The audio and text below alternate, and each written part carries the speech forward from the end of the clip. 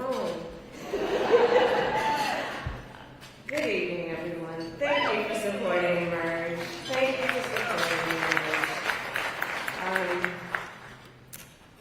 It is so wonderful to be home and to be back with all the leaders who are here and to celebrate this extraordinary organization, which is an organization of so many exceptional leaders, those who found the courage to run for office and those who support them.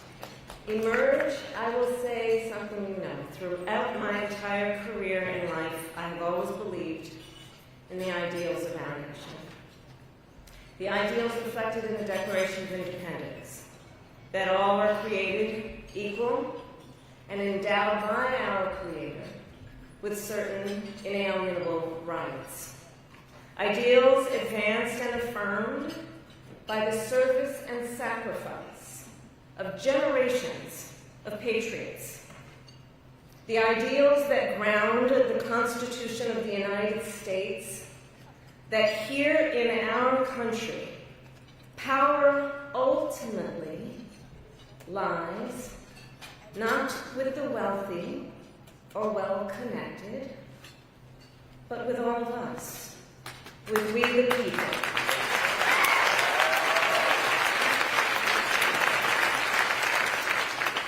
Now, of course, I recognize that America has never fully lived up to these ideals, that for all the gains we've made, the American dream has for decades been slipping further out of reach for so many, and that the American people deserve leaders who make their lives better and make our country stronger. But sadly, we have seen quite the opposite over these past few months. Now, I know tonight's event happens to coincide with the 100 days after the inauguration, and I'll leave it to others to give a full accounting of what has happened so far. But I will say this. Instead of an administration working to advance America's highest ideals, we are witnessing the wholesale abandonment of those ideals.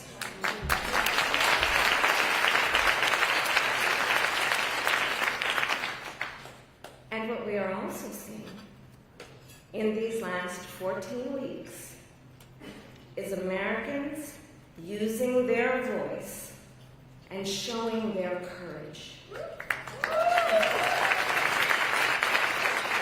We all know President Trump and his administration and their allies are counting on the notion that fear can be contagious.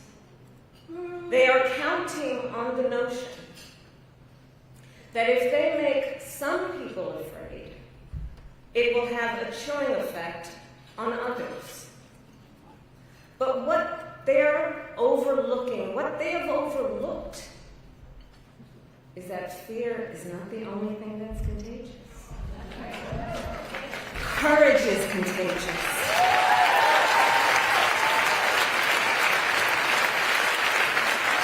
The courage of Americans who are banding together in the face of the greatest man-made economic crisis in modern presidential history. Americans across the political spectrum who are declaring that the president's reckless tariffs hurt workers and families by raising the cost of everyday essentials, devastate the retirement accounts that people spent a lifetime paying into, and paralyze American businesses, large and small, forcing them to lay off people, to stop hiring or pause investment decisions. The courage of Americans we are seeing who are rallying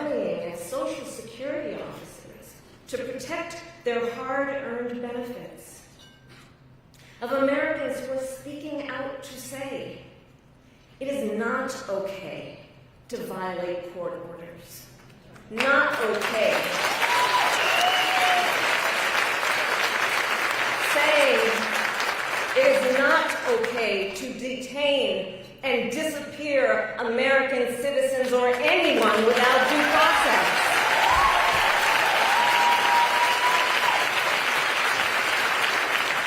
The courage of judges to uphold the rule of law in the face of those who would jail them.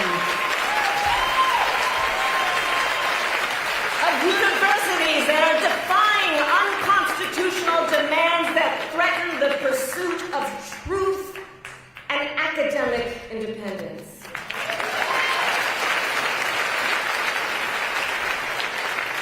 And I will tell you, the courage of all these Americans inspires me. And I have been inspired by the movements like the one in Wisconsin that put Susan Crawford on the Supreme Court. By the State of the People Power Tour that is aiming to ignite a grassroots movement to lift up voices and advance freedom and justice. And by leaders across the spectrum, including congressional leaders like Cory Booker, Chris Van Hollen, Chris Murphy, Jasmine Crockett, Maxwell Frost, AOC, and Bernie Sanders. All who, in different ways, have been speaking with moral clarity about this moment. So here's one of the other things I wanted to talk about tonight, and to highlight. So look, some people are describing what's been happening in recent months as absolute chaos. And of course I understand why. And it's certainly true of those tariffs. Tariffs that, as I predicted, are clearly inviting a recession. But friends, please let us not be duped into thinking everything is chaos. I know it may feel that way, but understand what we are in fact witnessing is a high-velocity event where a vessel is being used for the swift implementation of an agenda that has been decades in the making. An agenda to slash public education. An agenda to shrink government and then privatize its services. All while giving tax breaks to the wealthiest among us. By the way, an agenda that is not lowering costs, not making life more affordable, and not what they promised. It's an agenda, a narrow, self-serving vision of America, where they punish truth tellers, favor loyalists, cash in on their power, and leave everyone to fend for themselves, all while abandoning allies and retreating from the world. And folks, what we are experiencing right now is exactly what they envisioned for America.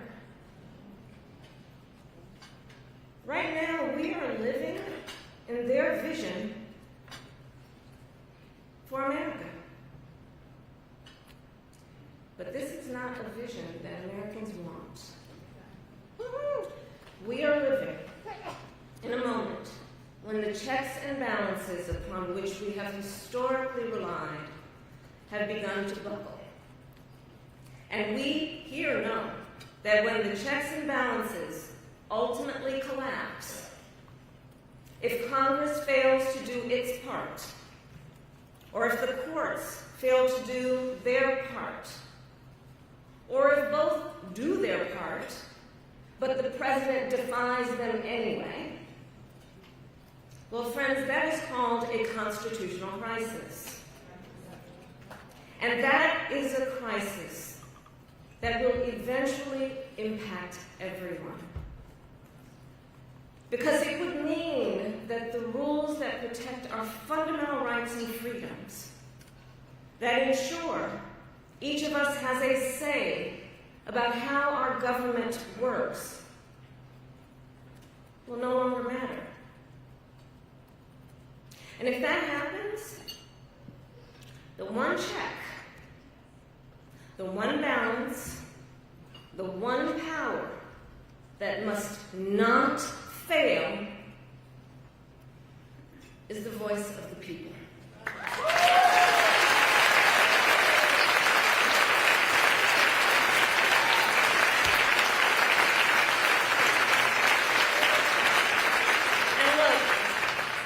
Look, right now I know a lot of folks are wondering what's going to guide us through this moment. How are we all going to figure out how to chart the course? But that's not a reason to throw up our hands. In fact, please allow me, friends, to digress for a moment. Okay. It's kind of dark in here, but I'm asked for show of hands. Who saw that video from a couple of weeks ago? The one of the elephants at the San Diego Zoo during the earthquake? Google it if you've not seen it. So that scene has been on my mind. Everybody's asking me what you've been thinking about these days. Well, so in the video, for those who haven't seen it, here those elephants were. And as soon as they felt the earth shaking beneath their feet, they got in a circle and stood next to each other to protect the most vulnerable. Think about it. What a powerful metaphor.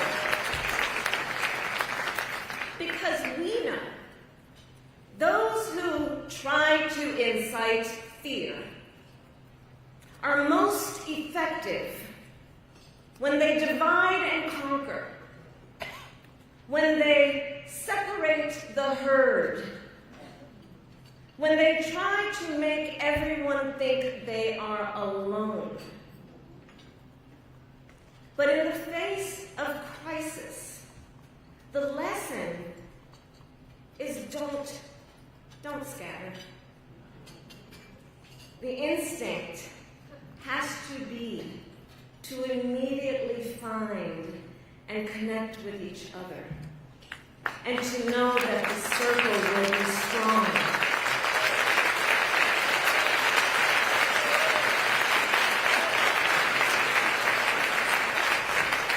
So I'll end with this. I am not here tonight to offer all the answers, but I am here to say this.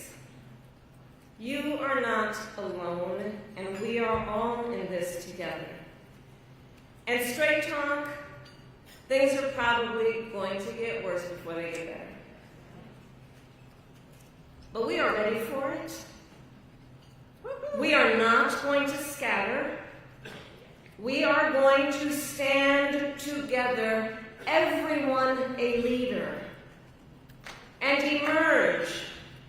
You have a special role to play.